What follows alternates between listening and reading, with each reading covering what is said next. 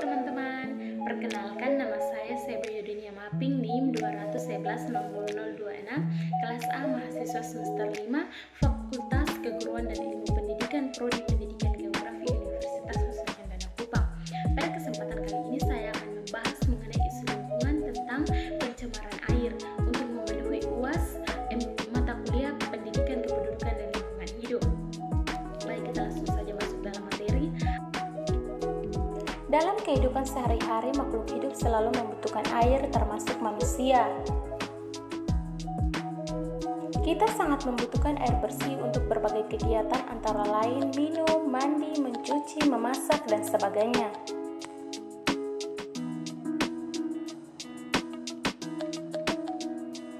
Salah satu ciri air bersih adalah tidak tercemar. Air dikatakan tercemar apabila air itu sudah berubah baik warna, bau, maupun rasanya.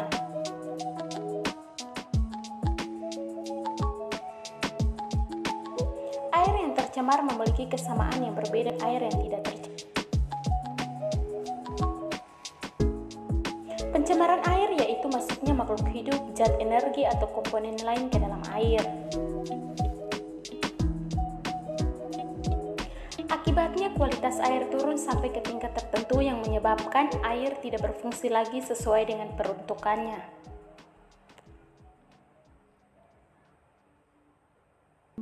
Faktor penyebab pencemaran air. Pencemaran air dapat terjadi pada sumber mata air, sumur, sungai, rawa-rawa, danau, dan laut. Bahan pencemaran air dapat berasal dari limbah industri, limbah rumah tangga, dan limbah pertanian. Limbah industri. Air limbah industri cenderung mengandung zat berbahaya, oleh karena itu kita harus mencegah agar tidak membuang sampah limbah industri ke saluran umum. Produk utama atau bahan jadi juga menghasilkan produk sampingan yang tidak terpakai, yaitu limbah.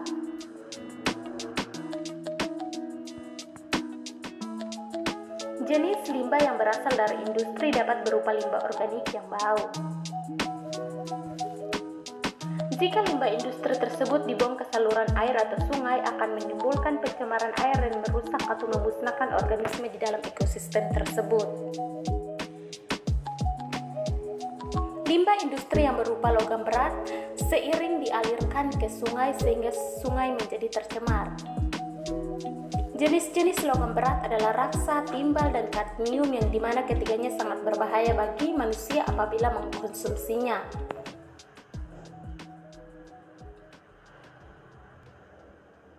Misalnya pencemaran raksa yang terjadi di Minamata, Jepang.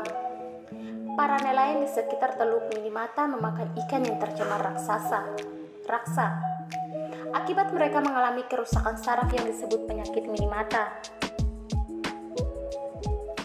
Lebih dari 80 orang yang meninggal akibat penyakit ini. Limbah rumah tangga.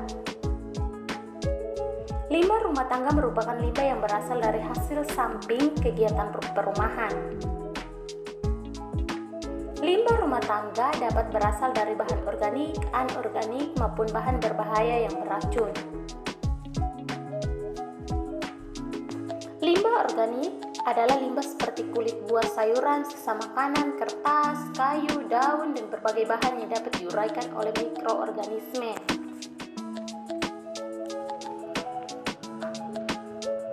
Limbah yang berasal dari bahan anorganik antara lain besi, aluminium, plastik, kaca, kaleng bekas cat, dan minyak wangi. Di perairan, sampah mengalami proses penguraian oleh mikroorganisme. Akibat pengurangan tersebut, kandungan oksigen dalam perairan juga menurun.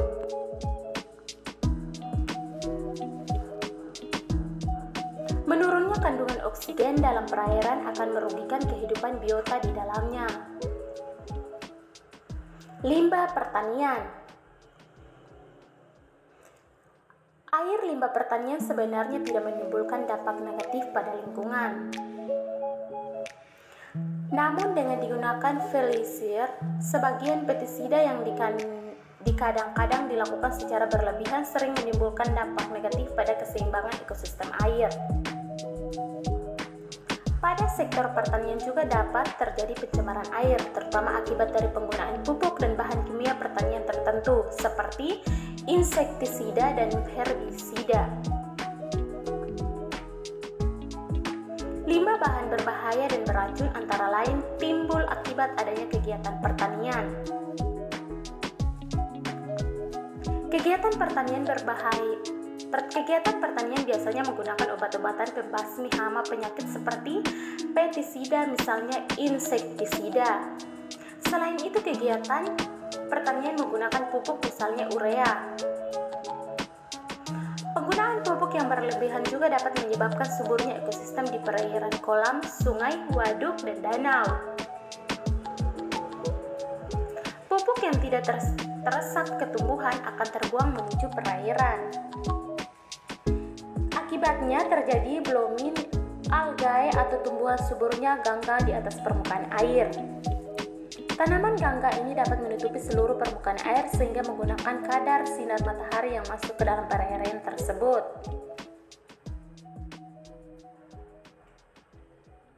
Akibatnya proses fotosintesis fitoplankton terganggu dan kadar oksigen yang terlarut dalam air menurun sehingga merugikan makhluk hidup lain yang berada di dalamnya.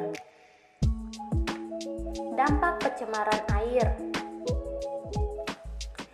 Air limbah yang tidak dikelola dengan baik akan menimbulkan dampak yang tidak menguntungkan bagi lingkungan, seperti beberapa hal berikut. Yang pertama, penurunan kualitas lingkungan. Pembuangan bahan tercemar secara langsung ke dalam perairan dapat menyebabkan terjadinya pencemaran dan perairan tersebut. Misalnya, pembuangan limbah organik dapat menyebabkan peningkatan mikroorganisme atau kesuburan tanah air, sehingga menghambat masuknya cahaya matahari ke dalam air. Hal ini menyebabkan berkurangnya kandungan oksigen terlarut dalam air sehingga mengganggu keseimbangan ekosistem di dalamnya. Yang kedua, gangguan kesehatan. Air limbah yang tidak dikelola dengan baik akan menimbulkan berbagai penyakit. Tidak menutupi kemungkinan di dalam air limbah tersebut mengandung virus dan bakteri yang menyebabkan penyakit. Air limbah juga bisa digunakan sebagai sarang nyamuk dan lalat yang dapat membawa vektor penyakit tertentu. Yang ketiga, pemekatan hayati. Apabila suatu perairan tercemar oleh bahan beracun, racun itu dapat meresap ke dalam tubuh alga atau mikroorganisme lainnya. Selanjutnya, hewan-hewan kecil zooplankton akan memakan alga tersebut. Kemudian zooplankton akan dimakan oleh ikan-ikan kecil dan ikan-ikan besar akan memakan ikan yang kecil. Apabila ikan-ikan besar tersebut ditangkap oleh manusia dan dimakan, maka bahan beracun tersebut akan masuk ke dalam tubuh manusia. Yang berikut, mengganggu pemandangan. Kadang-kadang air limbah mengandung pluton yang tidak mengganggu kesehatan dan ekosistem, tetapi mengganggu pemandangan kota. Meskipun air yang tercemar tidak menimbulkan bau, perubahan warna, air mengganggu pandangan mata kita. Hal ini tertentu mengganggu kenyamanan dan keasrian kota. Yang berikut, mempercepat proses kerusakan benda. Ada berbagai air limbah yang menghujat yang dapat diubah oleh bakteri menjadi gas yang dapat merusak seperti H2S. Gas ini dapat mempercepat proses perkaratan pada besi. Agar terhindar dari hal-hal tersebut, sebaiknya sebelum dibuang air limbah harus diolah terlebih dahulu dan memenuhi kebutuhan baku mutu air limbah.